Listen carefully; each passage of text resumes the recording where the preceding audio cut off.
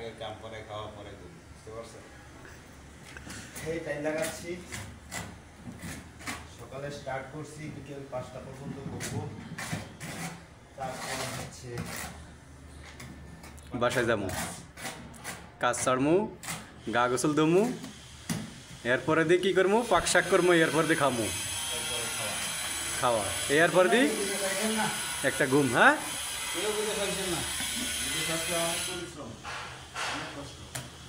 বিদেশ কেউ আসতো না ভাই, বিদেশে যে টাকা দিয়ে আসবে, এই টাকা দিয়ে বাংলাদেশে একটা বিজনেস করলো, আলহামদুলিল্লাহ অনেক ভালো হবে।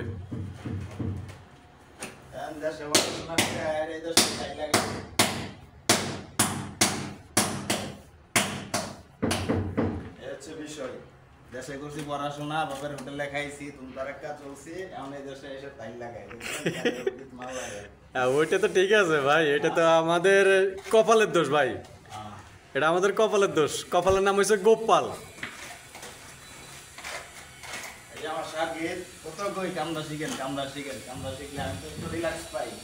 কামড়া শিখেন সারাদিন মোবাইল নিয়ে গুতাগুতি, সারাদিন ভিডিও, টয়লেটে গেলে ভিডিও করে, টয়লেটে গেলে তো এখন যে টয়লেটে কাজ করি আমরা, ওই টয়লেট তো আর আমরা ইউজ করতে পারবো না, তাই না ভাই? গাইস, এই হচ্ছে প্রবাসী এলাকার নিয়ম।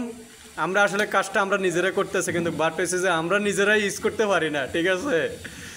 যখন এই কাজটা হ্যান্ড ওভার হয়ে যাবে, তখন আর আমাদেরকে এখানে অ্যালাউড করবে না ঢোকার জন্যে।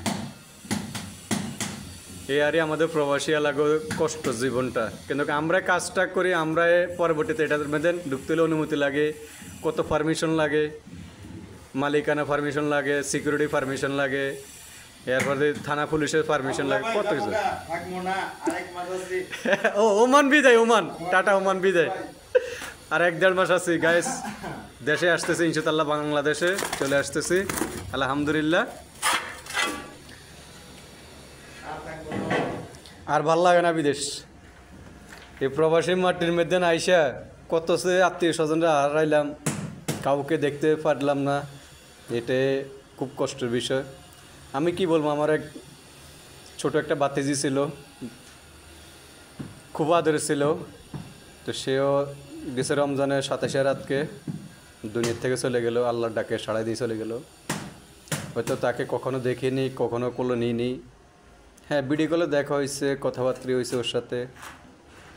ওর প্রায় তখন 2.5 বছর প্লাস চলে।